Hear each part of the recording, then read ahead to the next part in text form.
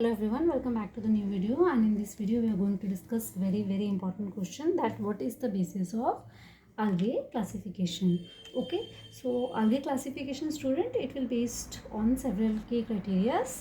Okay, and these criteria, they will highlight their structure, pigmentation and reproduction. So we are going to discuss about their 8 criteria that are used for classification of the algae. Okay, so the first one is the pigmentation.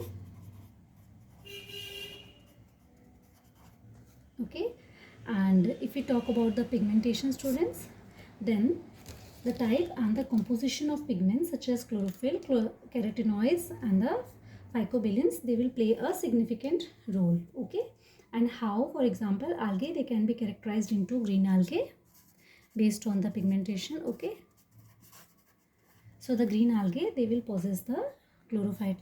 Okay, they are also known as chlorophyll, and this is on, they are also known as Chlorophyta. Okay, then there is the brown algae, and they are known as Phaeophyta. Okay, and based on the pigmentation, there is the third kind of algae is the red algae, and they are known as Rhodophyta. Okay, so this is based on the composition of the pigment. Okay, then second comes is the structure,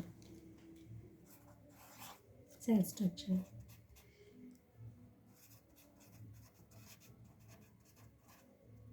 So the difference in the cellular organizations such as unicellular,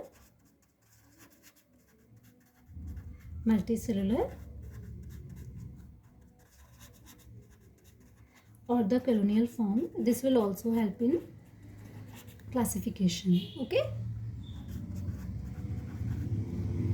the third important one is the reproductive mode. Okay,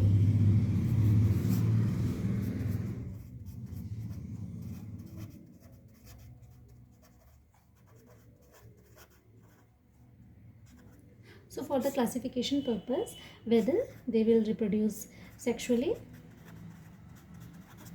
or asexually or by the alteration of generation is very important for the classification purpose. Okay, student, I'm explaining it to you point wise so that it is very easy for you to remember. Okay, and just if you remember point wise, then you can write it directly in the examination. Okay, then the fourth criteria for the classification is the storage product. Okay,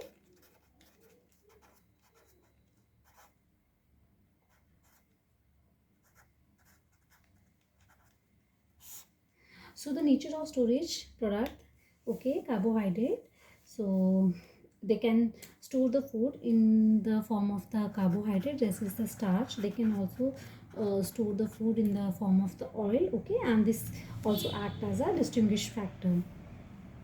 Then the fifth one is the cell wall composition. So the algae, they will display variation in the material, okay, that will constitute their cell wall. Like it can be made up of cellulose,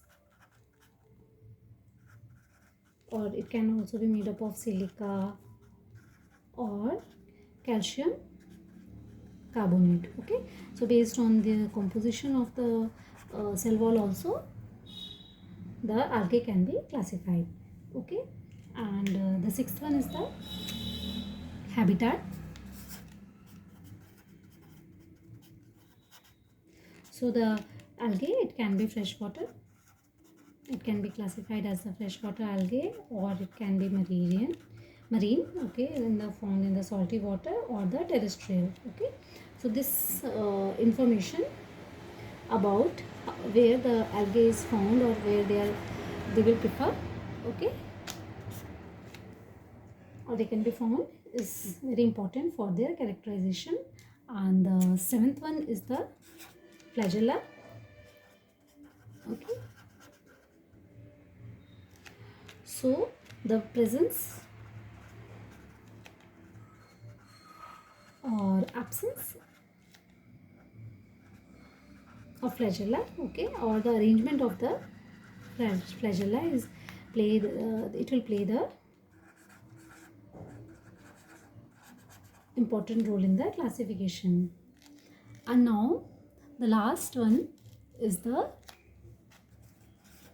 genetic makeup. Okay, so now student, there is a huge tremendous advancement in the science. Okay, so now we have the classification based on the genetic makeup, also based on the sequence of the DNA and the RNA. Okay, so based on the DNA and RNA sequence also we can classify the algae. Okay, so student, these are the 8 bases for the classification of algae. I hope it is clear to you. This multifaceted approach, okay, it ensures that algae, they are grouped in a way that reflect their diversity and their evolutionary relationship. So this is all in this video. Thank you. If you have any doubts, you can just mention in the comment box. Thank you.